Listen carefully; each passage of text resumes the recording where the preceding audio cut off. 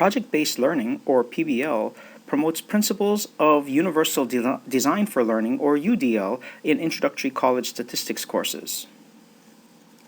In project-based learning, students actively participate in every single phase of the project from start to finish. They go through the entire process as self-motivated individuals instead of reacting to material that instructors assign and instructors require for assessment. Students begin the process by considering questions in their areas of interest based on and guided by their innate curiosity. So this is again in stark contrast to instructors telling students you must study this and you must learn it in this way so that you can demonstrate it in that way when I finally get around to testing you on it. Students who use their innate curiosity, of course, will be more interested in the material that they are going to embark on studying. After finalizing a line of inquiry, students plan and implement solutions to the questions that they asked. Now, these are student questions and they are not predetermined by the instructor, so while there are some common themes, after all, this is an introductory statistics class, the students will have to get together and plan what they're going to do, collaborate on the initiation and the actual mechanics of doing their or implementing their solution, and finally creating a deliverable. But they get feedback from each other as well as the instructor as they go along. The instructor does not determine the nature of the activities involved as well as the deliverable. However, the instructor is there to provide support along with the classmates who work in the same group, who likewise will provide support to their team members. Bell found that PBL, project-based learning, produces a greater understanding of a topic, deeper learning, higher order reading, and increased motivation to learn. These are these critical thinking skills that we want students to have for the 21st century. So they end up thinking about what they're doing and learning more deeply instead of simply regurgitating facts that we've given them when it's time to take a paper, pencil, multiple choice exam. While self-regulated learning is both a component of and a goal of PBL, we don't just let the students go on their own with no guidance. Teachers are always there to provide support and scaffolding when the students need assistance. Instead of an objective final exam, a project-based learning capstone is a better summative assessment that allows students to actively and authentically experience statistics instead of simply doing calculations and reciting definitions that we've given them in the past. Universal design for learning meets individual student needs through flexibility in delivery, assignments, and activities. The project-based learning process encourages students to seek information in multiple and flexible modes, which is the first UDL principle. This goes hand in hand with students creating their own topic of inquiry as well as determining their mode of investigation. Students are not required to do as they're told according to a long list of directions one after another, but rather they get involved and they look to see exactly how they would like to receive the information or how they would like to learn the information that they need in order to solve the problem that they determined. The student-driven project-based learning process encourages them to come up with flexible tasks and forms of expression and deliverables. This is the second universal design for learning principle. One example of this is in the deliverable itself.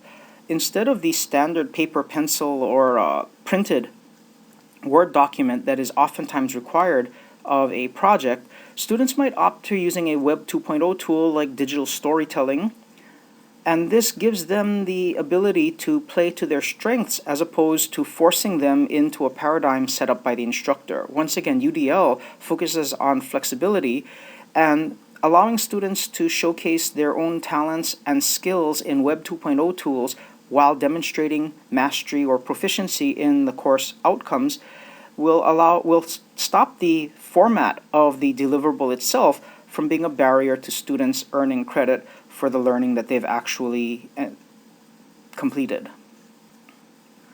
The student-selected line of project-based learning inquiry provides for flexible means of motivation and engagement, the third UDL principle. Now the big deal for this is that students are not sitting there thinking, why do I have to do this? somebody told me to, that's why I have to, I don't like doing this, it doesn't make any sense, and so on. We know that some students, regardless of motivation, will work hard at whatever project they're assigned to do. However, students who get to pick their own topic, they've self-motivated themselves by picking something that interests them. So motivation and engagement is a key element to ensuring that all students, not just the ones who are really, really motivated to be, as we call them, good students, will be able to succeed and show what they've learned in the course.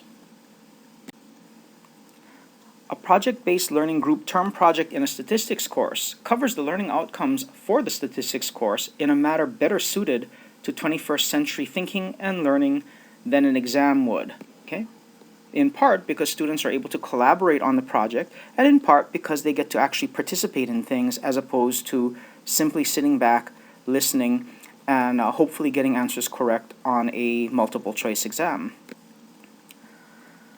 Now, in this statistical capstone project, students formulate their own statistical questions and plan their own studies. Once again, this is the classic project-based learning model where students determine their own line of inquiry, try to figure out exactly how they are going to address that line of inquiry, and then go ahead and execute. Along the way, teachers offer students guidance in the technical terminology and practices. Students wanting to, say, study their favorite foods, one of the questions that might come up to them is, do other people like these foods? Well, there are many different ways of approaching that, some of which are not necessarily the greatest in terms of statistical reliability, and others are much better. Students may not realize this at first, so they jump in with both feet, think about, well, gee, if I like this food and I ask the people who go to the same restaurant that I do if they like the food, then if they do, that must be that everybody likes the food. Well, the teacher would be there to kind of point out, but what about those who don't go to that particular restaurant? They might like that food, but just not from that restaurant. And then that actually can lead into a discussion of sampling techniques in the sampling frame.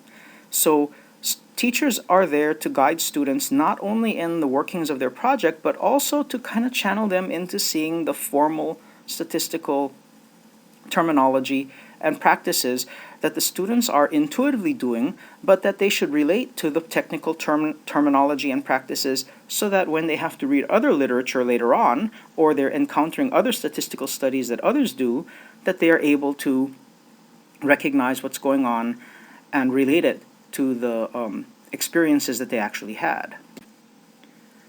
When teachers provide assistance to students as they're working on their projects, it's often based on technology and often uses discovery and scaffolding as opposed to the traditional direct instruction. Telling students to do this, this, and then this, and then this, and then you'll finally end up with that, not only pushes their level of thinking down many notches of blooms, but also does not lend itself to the flexibility that universal design for learning calls for. Students who need alternate forms will not react well when told, no, you must do this and this and this, whereas if they're allowed to explore things on their own and given support as they do so, they can bloom with it. And that's, sorry for the pun about bloom.